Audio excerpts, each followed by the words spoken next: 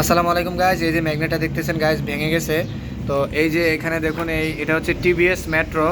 তো এই বাইকটা আসলে খুব বেশি ভাইব্রেশন করতেছিল।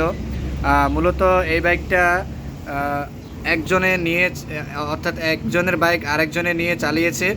অতিরিক্ত লোড দিয়ে চালানোর কারণে এই বাইকের ম্যাগনেটটা ভেঙে যায়। তো ভাঙার পরে বাইক স্টার্ট নেয়, কিন্তু বাইকটা প্রচুর পরিমাণ ভাইব্রেশন করে। তো কাস্টমার আমার কাছে নিয়ে আসার পরে আমিও আসলে বিষয়টা নিয়ে খুবই কনফিউজড। তো সাধারণত আমরা যেগুলো ভাইব্রেশনের ইস্যু দেখি, ট্যাপিটটা যদি জ্যাম থাকে, এখানে যে ট্যাপিট থাকে ওটা যদি জ্যাম থাকে তাহলে ভাইব্রেশন করবে। আর হচ্ছে এখানে যে ক্যারাঙের যে ওয়েটটা দেওয়া থাকে, এটা হচ্ছে একটা ব্যালেন্সার। তো অনেক সময় এর ভিতরে যে বড় নাটটা ওটা লুজ হয়ে যায়, আবার অনেক সময় এটা ফেটে যায়, ভেঙে যায়, সেক্ষেত্রেও অতিরিক্ত ভাইব্রেশন করে। তো আমি ফার্স্ট ওভার এই ক্লাস সাইডটাই খুলি। খোলার পরে দেখলাম যে না, আমাদের এই পাশে সব কিছু ওকে আছে। এরপরে হচ্ছে ভাবলাম হয়তো বা প্রিপারেশন নিতেছি পুরো ইঞ্জিনটা খোলা লাগতে পারে।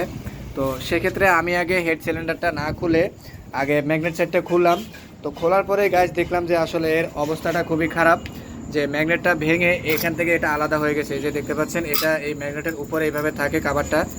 তো এখান থেকে একেবারে খুলে, অর্থাৎ এটা একটু ধরা ছিল, বাইক স্টার্ট নিত এবং কি চলতো, বাট বাইকের স্পিড উঠতো না, বা মনে হবে যেন ক্লাস প্লেট চলে গেছে, ঠিক এরকম ইস্যু। আর প্রচুর পরিমাণ ভাইব্রেশন, মানে পুরো গাড়িতে যদি কেউ বসে, মানে হাত পা সব কিছু ভাইব্রেশন করতো।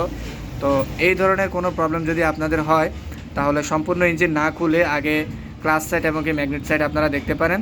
তো গাইজ, আশা করি ভিডিওটি আপনাদের অনেক উপকারে আসবে। আর যদি ভালো লাগে একটি লাইক দিয়ে শেয়ার করে অন্যদেরকে একটু দেখার সুযোগ করে দেবেন। আর আপনারা যদি আমার চ্যানেলে নতুন হন, তাহলে চ্যানেলটি সাবস্ক্রাইব করে রাখবেন।